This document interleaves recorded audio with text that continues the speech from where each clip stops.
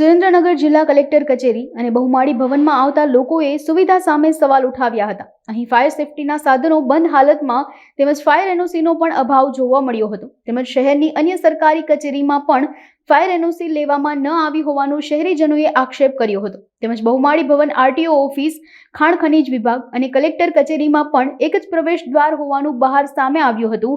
આ સિવાય સરકારી કચેરીઓમાં ફાયર સેફટી મામલે નિયમોનું પાલન ન થતા શહેરીજનોમાં રોષ જોવા મળ્યો હતો। એસપી સાહેબ, ડીડીઓ સાહેબ અને કાર્યપાલક ઇજનેર, માર્ગ મકાન વિભાગ આ તમામ સાથેની જે છે એ તમામ સાથે ચર્ચા થયેલી છે અને જ્યાં પણ જે કોઈ પણ જગ્યાએ આ પ્રકારની કોઈ મંજૂરીઓ અથવા તો સિસ્ટમમાં કોઈ ખામી હોય તો એને આગામી 2 દિવસમાં જે છે એ દૂર કરવા માટે સૂચના આપી। એના માટે જ એક્સીએનને હમણાં રૂબરૂ મેં બોલાવેલા હતા અને એક્સીએનને સૂચના આપી છે આગામી 2 દિવસમાં જે છે એ આખી જ કાર્યવાહી પૂર્ણ કરવામાં આવશે। અણઆવડતના કારણે અને તંત્રની ગુનાહિત બેદરકારીના કારણે રાજકોટની અંદર જે દુર્ઘટના બની એના ઘેરા પ્રત્યાઘાતો સમાજમાં પડ્યા છે।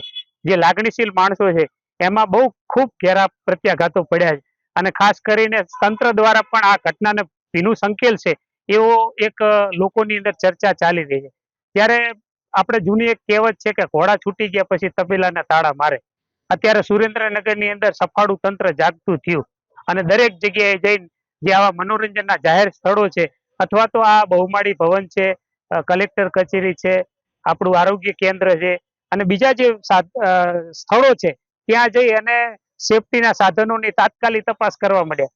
આપણને જાણીને આશ્ચર્ય થાય કે હમણાં જ આપણે પંડિત દીનદયાળ હોલ બનાવ્યો, ખૂબ વિશાળ ખર્ચ કર્યો છે અને ભવ્ય છે। ત્યાં પણ સેફટીના સાધનો અપૂરતા હોય એવી માહિતી મળી છે અને અત્યારે એ બંધ કરી છે એવા અમને એક સમાચાર છે।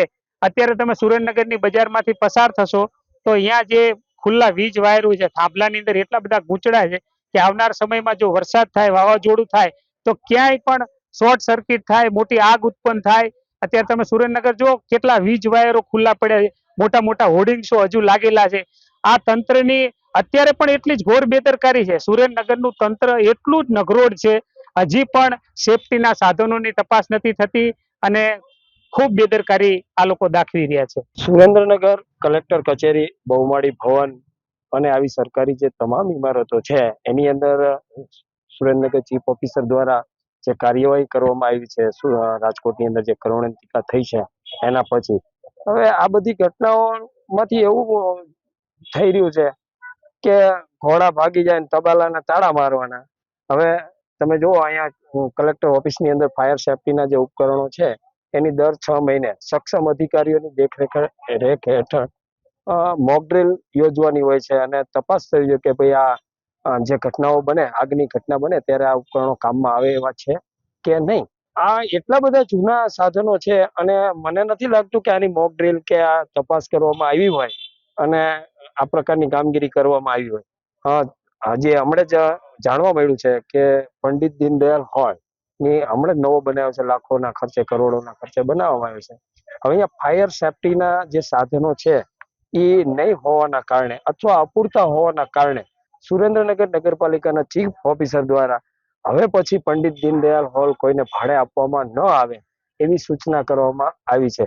માની લો કે આ ઘટના બની હોત અને આગની ઘટના અહીંયા પણ બની હોત તો અહીંયા પણ માણસોની ખુવારી થાત, માનવ હત્યા જેવી ઘટનાઓ બને। એટલે આ તંત્રની ઘોર બેદરકારી છે। આ સક્ષમ અધિકારીઓ શું કરી રહ્યા છે કઈ ખબર નથી પડતી।